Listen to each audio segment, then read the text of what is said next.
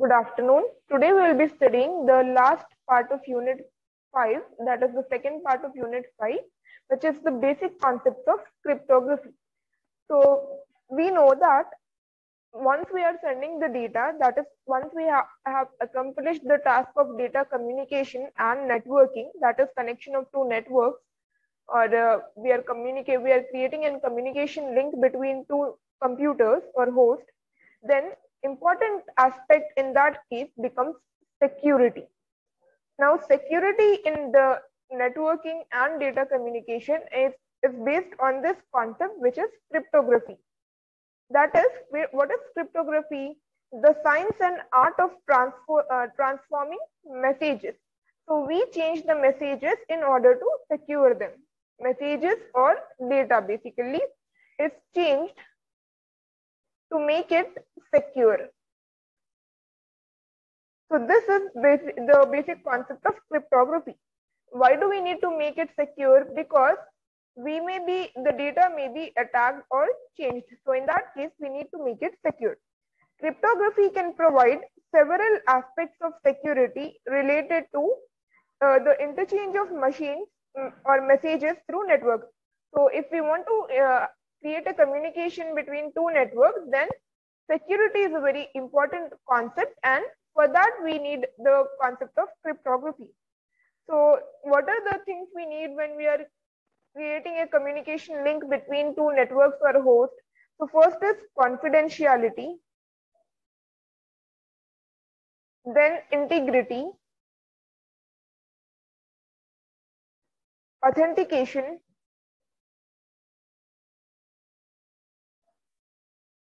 and non-repudiation of messages.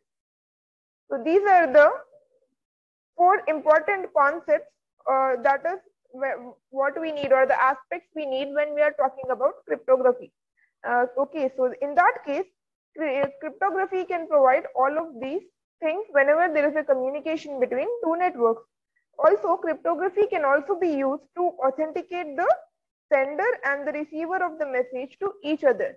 So if you want a confirmation that if your sender is A, then you want to confirm that the sender is A itself and no one else is sending the message. Similarly, A wants to confirm that the message is being sent to B only. So in that case, cryptography also provides an option to authenticate the sender and the receiver itself. For example, a user who needs access to the resources of a system must first be authorized. Suppose the simplest example, if you're accessing your Gmail, then you need a password. So that is, you must be authorized to access your Gmail, right? So for that, some kind of authentication needs to be required. So this aspect is known as simply authentication. Now, first and foremost, we will get to know the basic security attacks. That is, why do we need cryptography? Why is our data not safe on the internet? So basically, we have various kinds of attacks. Here, the one you might know is password attack. That is, hackers may get your password either by the means of brute force. That is, they may keep on trying the password till they find it right. And then there is dictionary attack. This is one security attack. That is, this is one way of your security being threatened. Then you have man in the middle attack.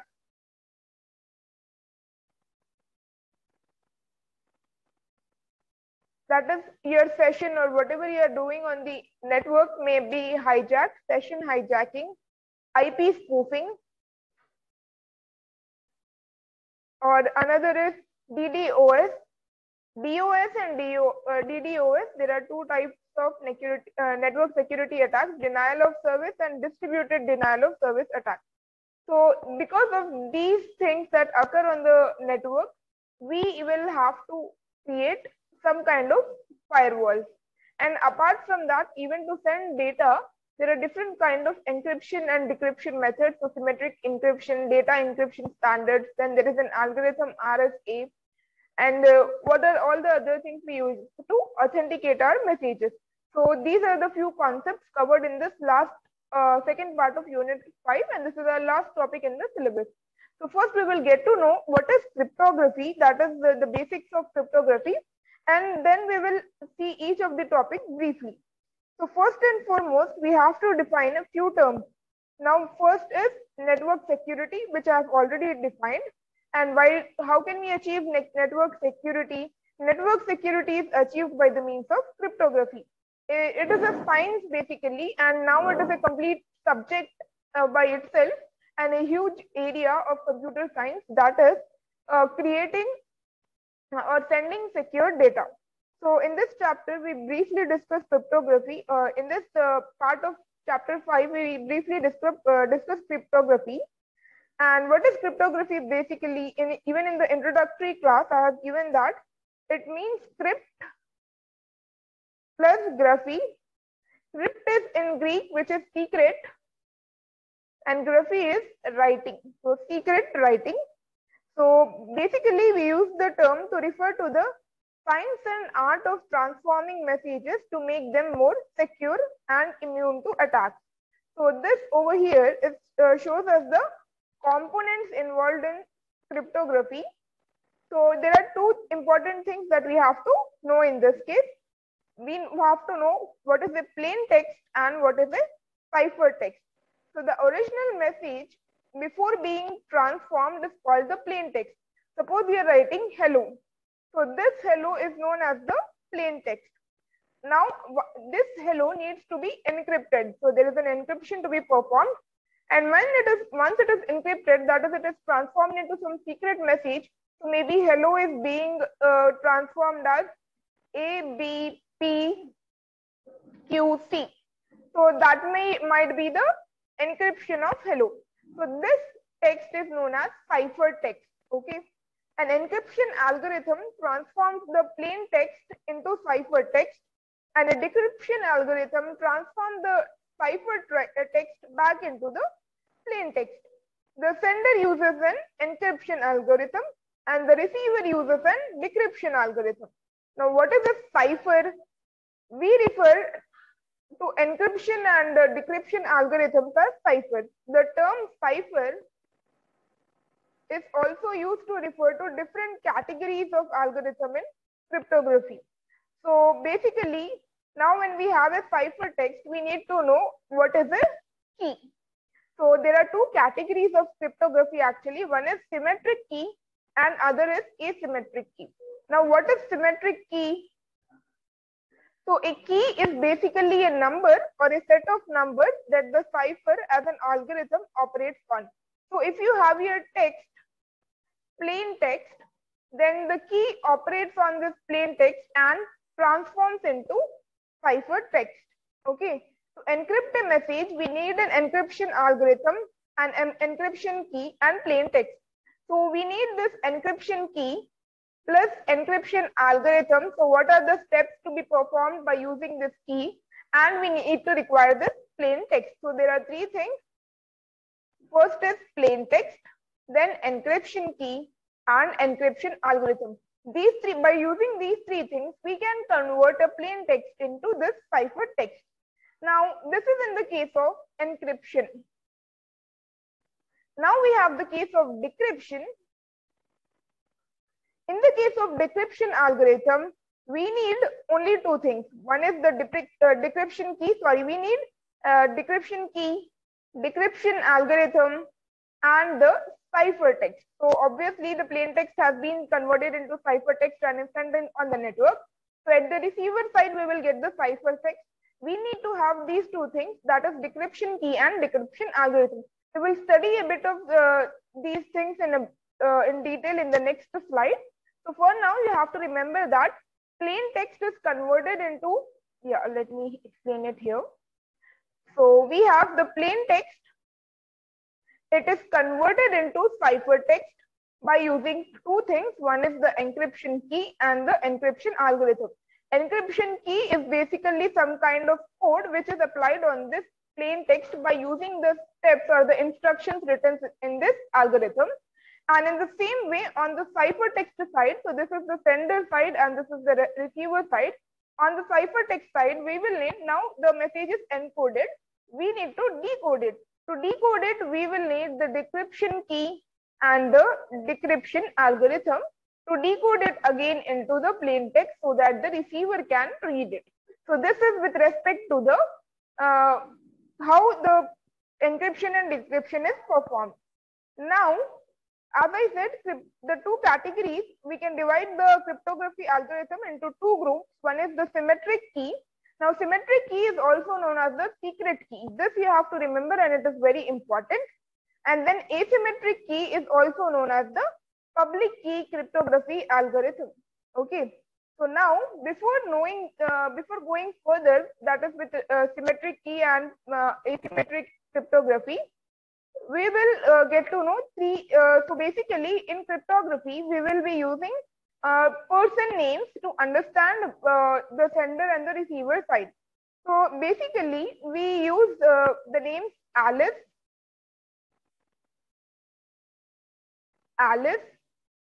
Bob, and Eve. Alice is the person who needs to send secure data to Bob. So Alice is basically sending secure data to Bob. So A is sending data to B, and A is the sender, B is the receiver or the recipient of the data. Now this Eve person is someone who is disturbing the communication. So she is creating some kind of disturbance between the communication of Alice and Bob by intercepting messages to uncover the data. Or basically what she is trying to do, she is trying to know what Alice and Bob are communicating, or even trying to send messages by being Alice. Okay, so she may even try to send messages by saying that I am Alice to Bob. Okay, so these three names represent computers or processes that actually send or receive data or intercept or change data. So this is with respect to the names that we will be using while we are studying cryptography.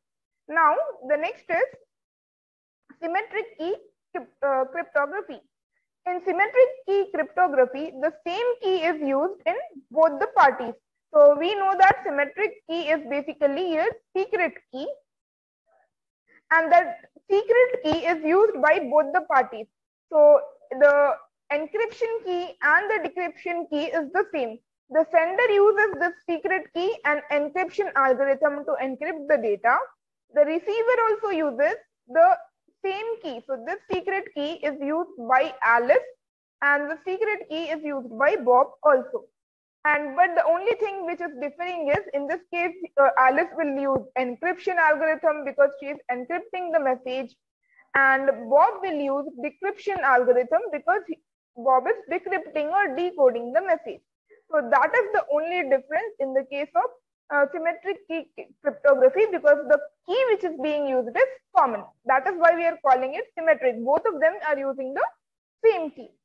This we will, yeah. In symmetric key cryptography, the same key is used by the sender for encryption and the receiver for decryption. That key is basically shared. Next, we have asymmetric key cryptography. So in asymmetric key, or we also call it public key cryptography, there are two keys now. In this case, there is a private key and there is a public key. The private key is kept by the receiver side. The public key is announced to the public. So suppose in this diagram or figure, Alice wants to send a message to Bob. Okay, Alice will use the public key to encrypt the message. So Alice, what she will do, she will encrypt the message by using a public key. Okay, but once it is sent on the network, nobody else can decipher it or decrypt it unless and until they have this private key. So since we know only Bob has the private key, what will happen? Only Bob will be able to decode the message. So Alice uses the public key to encrypt the message. When the message is received by Bob, the private key is used to decrypt the message. So basically, this is asymmetric key cryptography. In public key encryption and decryption, the public key that is used for encryption is different. So both of these, public key and private key, are two different keys. Okay. The public key is available to the public. The private key is only available to the individual. So that is with respect to asymmetric key cryptography. Now we have the three types of keys that we use. So we know that in symmetric key we are using secret key, and in asymmetric key cryptography we are using public key and private key. So basically the first secret key is the shared key. So basically this is a shared key which we are using in symmetric key cryptography. The second and third are the public and private keys used in this asymmetric key, and we will be using these three different keys for all the various algorithms and the procedures that we will be studying in cryptography. Now, next is the comparison between these two categories, that is the asymmetric key and the symmetric key. So encryption can be thought of as an electronic locking. So basically encryption can be, you can think of it as an electronic locking, and decryption is electronic unlocking. So the same thing has been depicted here with the help of a diagram, and the sender puts the message in the box and locks the box by using a key. What the receiver will do, receiver will unlock the box with a key and takes out the message. So now the difference lies in the mechanism of the locking and the unlocking of the messages and the type of keys used. So how the locking is being done and what kind of keys are being used, that is the difference. So basically in the case of symmetric key, the same key locks and unlocks the box, and in asymmetric key, one key locks the box but another key is needed to unlock it. So see here we have the black key which we are using for encryption, that is locking, and for decryption, that is unlocking. But in this case, what we have the pink key used for locking and the black key used for unlocking. So one of them is the public key and the other is the private key. So that is the difference between the two categories of cryptography. Now we will see symmetric key cryptography in a bit of detail.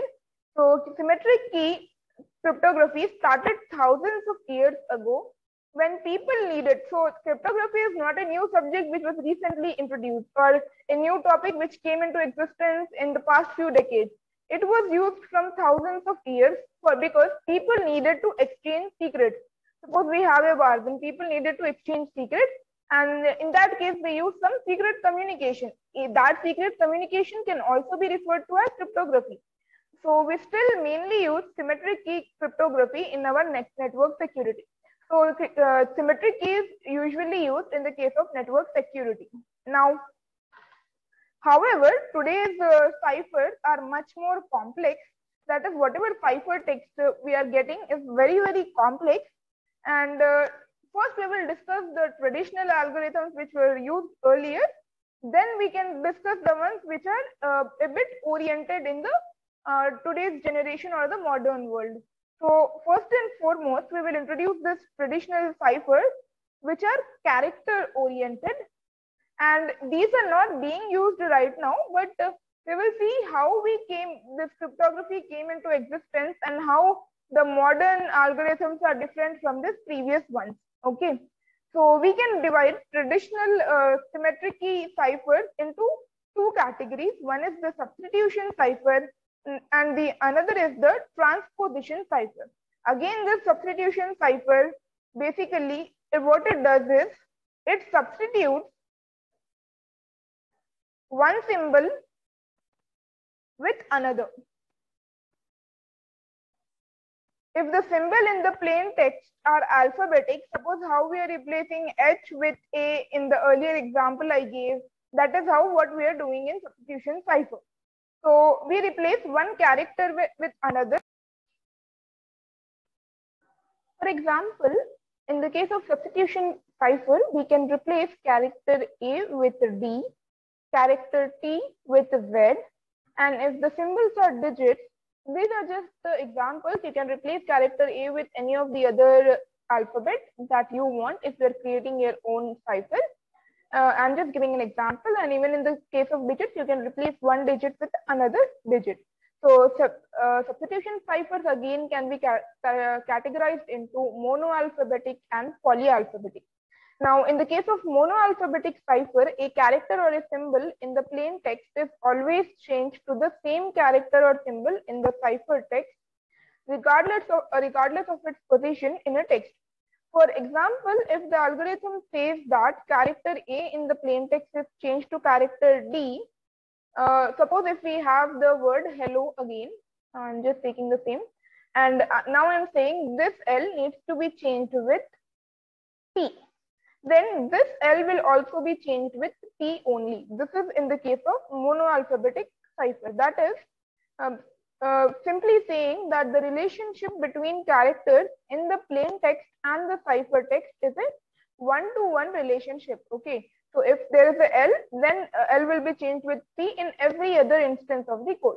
But in the case of polyalphabetic character, each polyalphabetic cipher, each occurrence of a character can have a different substitute. So in the same thing, hello, in this case of polyalphabetic cipher, L for the first time may be replaced with a P and L for the second time may be replaced with a I. That is, the position of the alphabet also determines the substitution that we are doing. That is, in this case, we may have one-to-many relationship. For example, this character L could be changed to P in the beginning of the text, and suppose if we have another L in another instance, that it can be changed to N, then any other letter, and it will keep on continuing. That is, the plain text letter will not have one-to-one relationship. That is, L should be changed with P only. That is not the scenario in the case of polyalphabetic character. So it is obvious that if the relationship between plain text characters and the cipher text character is one-to-many, then it will be difficult to guess how you have encrypted the code. So this is like just to make the encryption more stronger, they used to use this polyalphabetic cipher.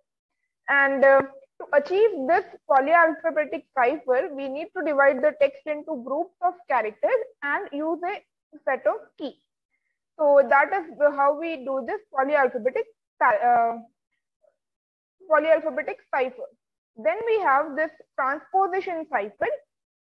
So transposition cipher is basically, there is no substitution of characters. Instead, their locations are changed. So a character in the first position of the plain text may appear in the 10th position. So suppose if we are writing hello world, then this R might be in the first position, then E might be in the second position. The transposition cipher is basically the characters are transposed on one another. So a character in the 8th position may appear in the first one. And in other words, basically a transposition cipher reorders the symbols in a block of symbols. So transposition is basically reordering of the characters that we have. So suppose if we have the plain text, a group of numbers 2, 4, 1, 3, this is the plain text, then the cipher text may be 1, 2, 3, 4. So basically we are changing the order of your symbols. So this is with respect to the traditional ciphers which we have in the case of, and which topic we are studying? We are studying about symmetric key encryption. Let me just, yeah. So this is in symmetric key encryption, that is public key. We are studying about the traditional ciphers, and now we will have the modern technology or the simple modern ciphers in the case of symmetric key, which we will be seeing in the next slide. You can even see the examples for the traditional ciphers by yourself. It will be given in the textbook or even the PPT, which I'll share later. And also, the traditional ciphers, as I have mentioned, are not being used now. They are obsolete. Now we will be studying about the ciphers, modern ciphers, which are simple modern ciphers basically. Even these we won't be using. We are in today's world and in today's networking, we are using algorithms basically, and where the key itself is of 128-bit, and we will be just studying this so that we get to know the further topics better.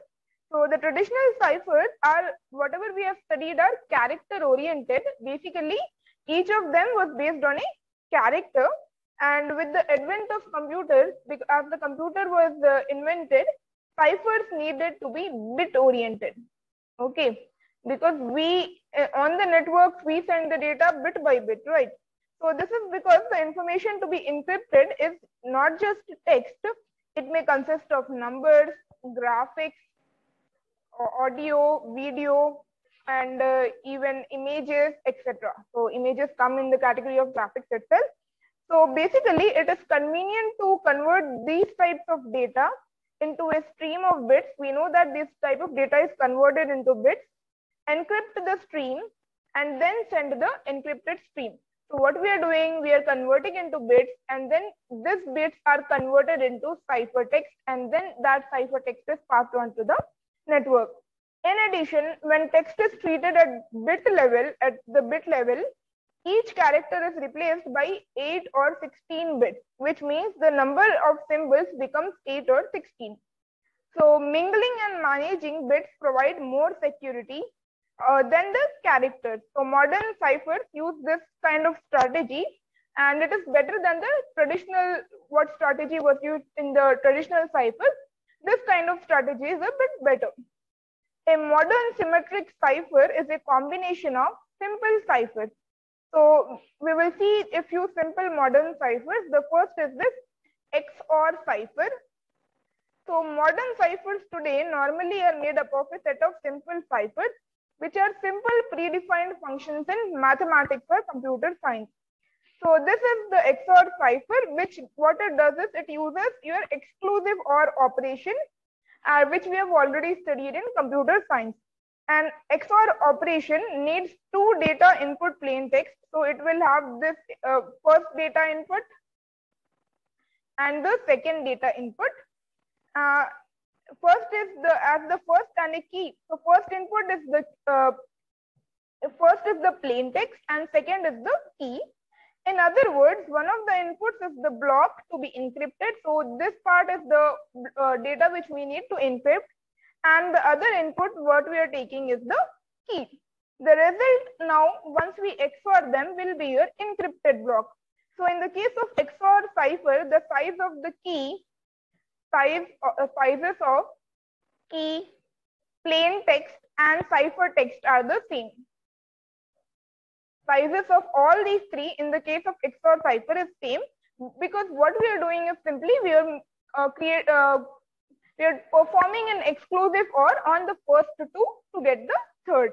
Okay, so what is an interesting property in this case is basically the encryption and the decryption are the same. Usually encryption and decryption are different, but in this case, since we are only doing exclusive OR, both of them are the same. Now we have the next rotation cipher. So it is also a common cipher which we use, in which the input bits are rotated to the left or right. So left shift and right shift, if you remember the concept, here in this case the input bits are rotated, or they are moved to the left or to the right. The rotation cipher can be a key cipher, or even without key we can perform rotation cipher. So this is with respect to rotation cipher. Now we have two types of substitution ciphers which are not really needed. So now we can directly move to the different algorithms which we have in the case of symmetric key. So now we had seen the simple modern ciphers. Now we will be seeing the modern round ciphers. The ciphers in today's world are known as round ciphers. That is, they involve multiple rounds where each round is a complex cipher made up of the simple ciphers. So the key used in each round is a subset or variation of the general key called the round key. Now in this section we will have, or in this part of your topic, we will have two kinds of ciphers. One is the DES and the other is the AES. So this ciphers, both of them are referred to as block ciphers because they divide the plain text into blocks. So suppose if we have a text of data, then they divide that data into blocks and use the same key to encrypt and then decrypt the data. Because why am I saying same key? Because we are studying right now symmetric key. So DES has been the standard until recently, and AES is the standard right now. Now, what is DES and AES? DES is basically the abbreviation for Data Encryption Standard.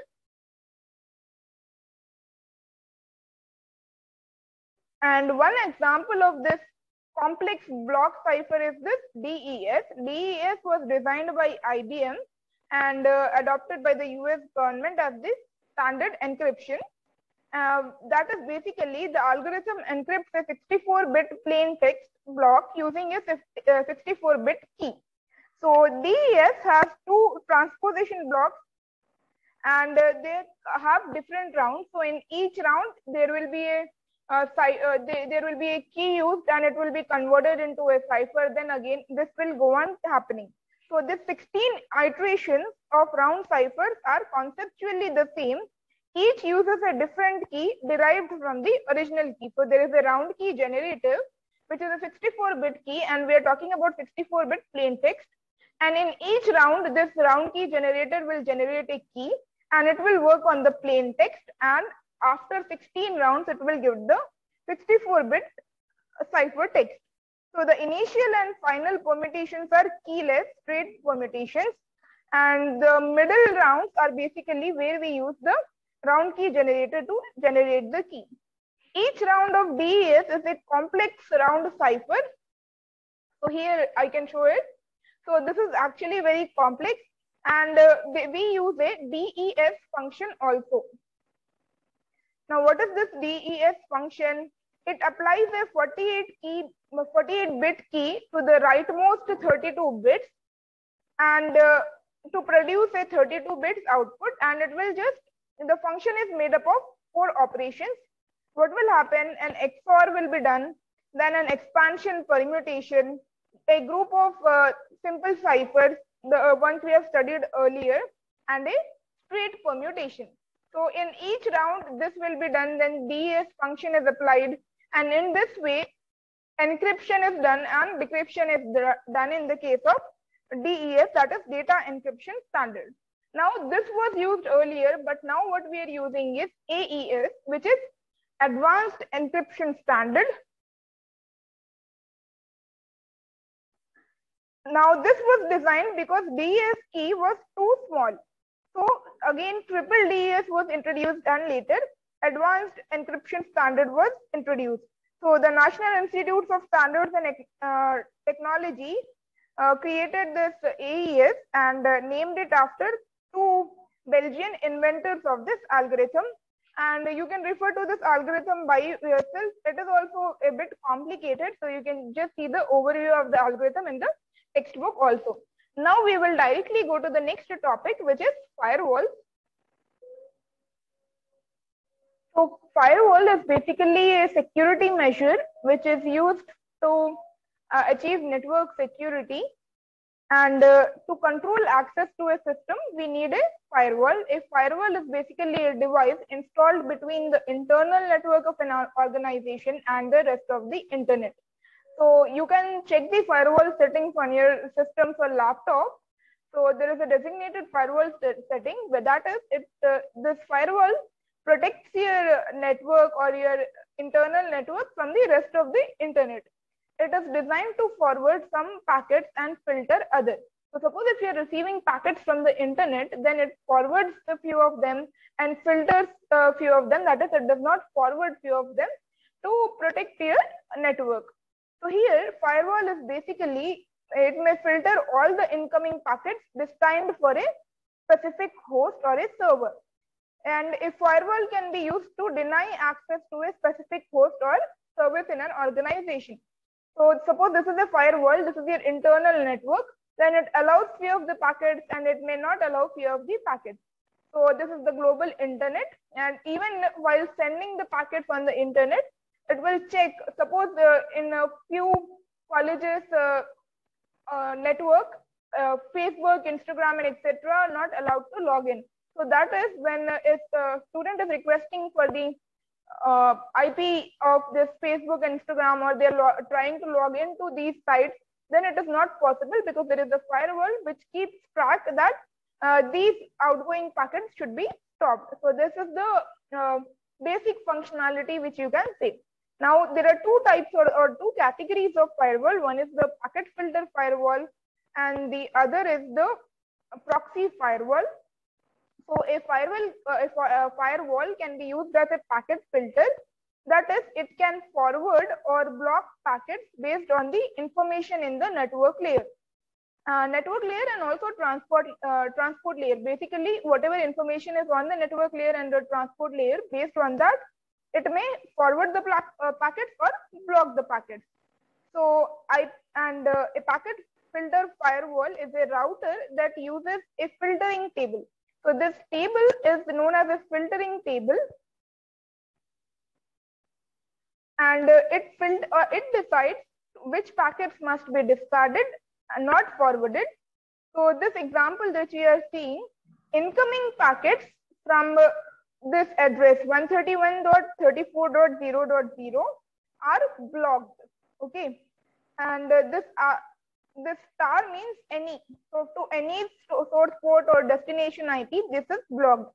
And incoming packets destined for port number 23, that is your telnet port, is also blocked. Then we have incoming packets for this 194.78.20.8. So incoming packets for this host, if this is the destination, then also it is blocked. The organization wants to use this computer for internal use only. And in this case, outgoing packets from this port, that is, this is the source, right? So when source means it is the outgoing, destination means it is incoming or the receiver side. So in the case of this HTTP server, outgoing packets for this HTTP server are blocked. The organization does not want any employee to browse the internet. So this is with respect to the filtering table. Now we have a packet filter firewall, filters at the network or transport layer. Next is the next category of firewall, which is proxy firewall. So the packet filter firewall is based on the information available in the network layer and the transport layer. However, sometimes we need to filter a message based on information available in the message itself. So in this case, what we try to do, one solution is to install a proxy computer, or we also call it as a application gateway. Okay, so proxy firewall basically has a proxy computer or application gateway which stands between the customer and the corporation computer. Okay, so when the user client process sends a message, the proxy firewall, what it will do, it will run a server process to receive the request. So this proxy firewall, suppose it is running this server to receive the messages. The server, what will it do? It will open the packet at the application level and finds out if the request is legitimate. If it is, the server acts as a client and sends the message to the internet or the real server in the corporation. If it is not, what will happen? The message is dropped and error message is sent to the user. So basically, a proxy firewall filters at the application layer. I've completed the first few topics and the introduction of cryptography in detail. The rest of the topics, that is data encryption standard, is also DES is also covered. Now, similarly, you can study the public key encryption and what is the hash function. You have already studied this, and data structures. Message authentication and digital signatures are very brief topics which you can cover by yourself. So these 4 topics, I'm leaving it to you as a part of completion of the syllabus by yourself or as an assignment. So I'll conclude the syllabus here. Thank you.